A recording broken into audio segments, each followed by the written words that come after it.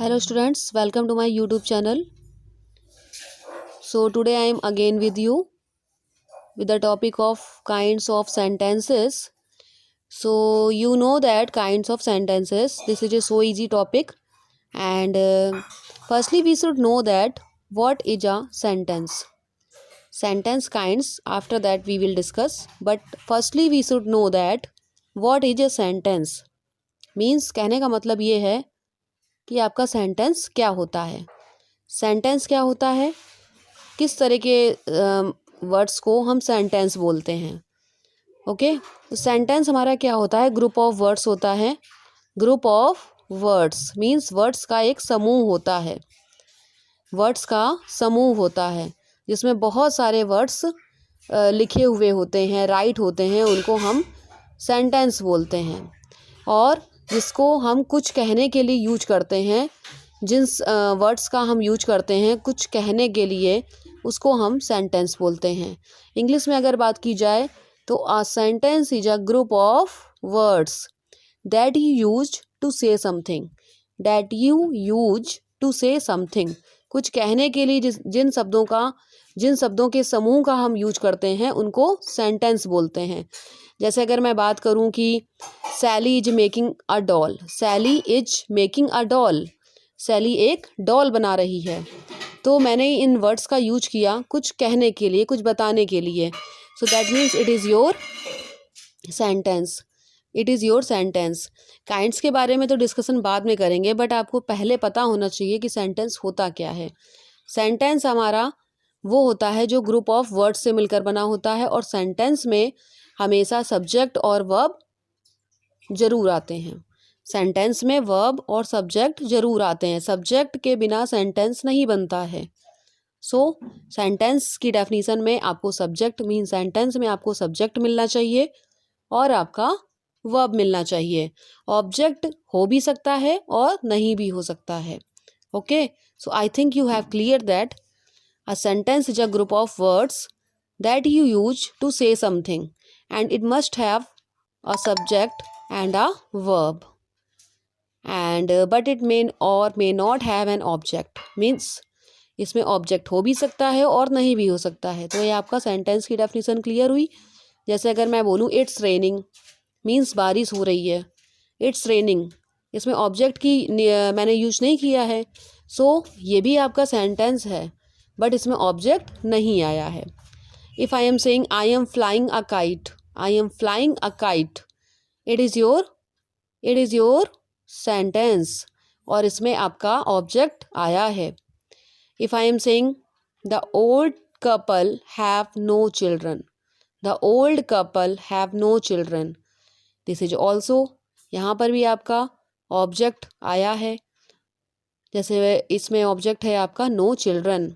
Okay, और अगर मैं आपसे बोलूँ we are good friends, we are good friends, so आपका ये इसमें आपका ऑब्जेक्ट नहीं आया है, बट ये आपका सेंटेंस है.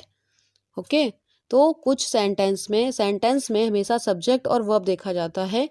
सेंटेंस में वर्ब होना चाहिए और सब्जेक्ट होना चाहिए, तो आपका वो सेंटेंस होता है. और ऑब्जेक्ट उसमें हो भी सकता है और नहीं भी हो सकता है. Okay, hello students, welcome to my YouTube channel. As you know that sentence definition, I think children you have very well understand about sentence definition. So today I am going to again sentence means sentence, kinds of sentence. Today I will explain kinds of sentence means how many kinds of sentence. Sentence की definition मैंने last time में आपको explain की थी, आपको clear हो गई होगी.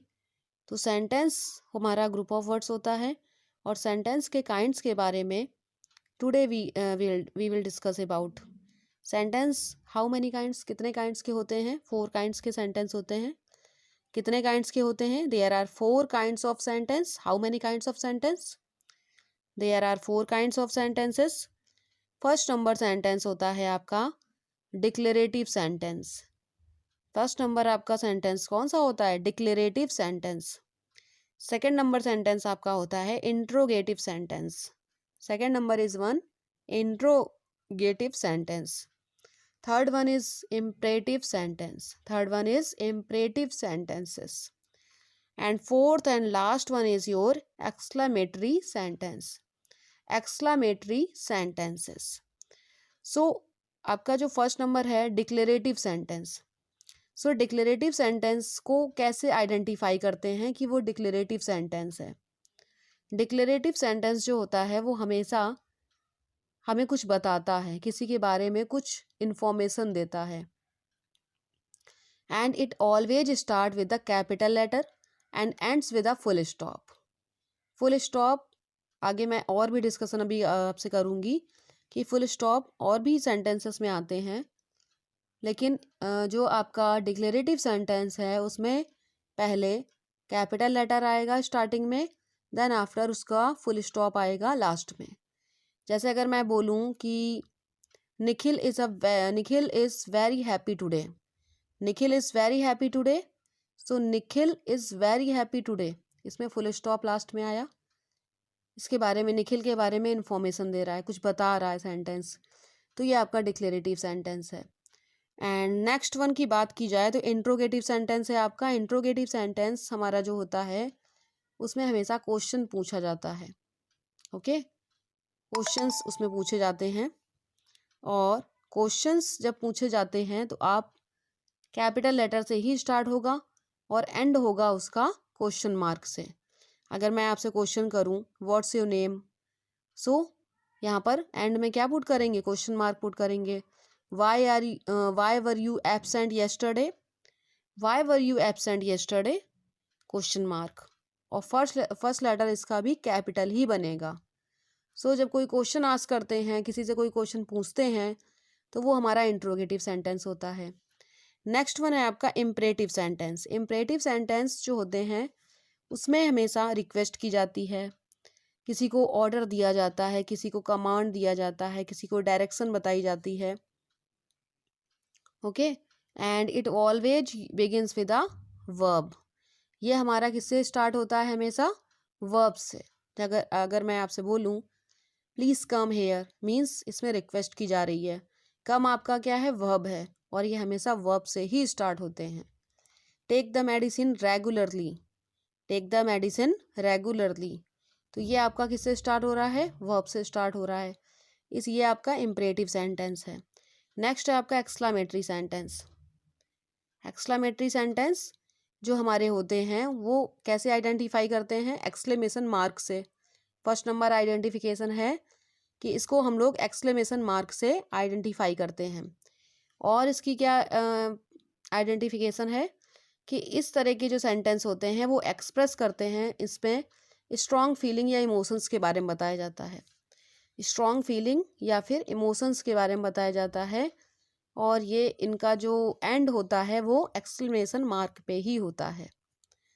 एक्सक्लेमेशन मार्क पे इसका एंड होता है. इफ़ आई एम सेइंग, अगर मैं आपसे बोलूँ how fast she is running, how fast she is running, so it's your exclamatory sentence, और ये हमें स्ट्रॉन्ग फीलिंग के बारे में एक्सप्रेस कर रहा है सेंटेंस, इसलिए ये आपका एक्सक्लेमेटरी सेंटेंस होगा. और अगर मैं आपसे बोलूँ what a beautiful picture it is, what a beautiful picture it is, तो ये आपका क्या है, ये भी आपका एक्सक्लेमेटरी सेंटेंस है. Exclamatory sentence always expresses strong feeling और इमोशंस, स्ट्रॉन्ग फीलिंग और इमोशंस के बारे में बताता है, और एक्सक्लेमेशन मार्क पर वो एंड होता है. So I think have you understood these all kinds of sentence.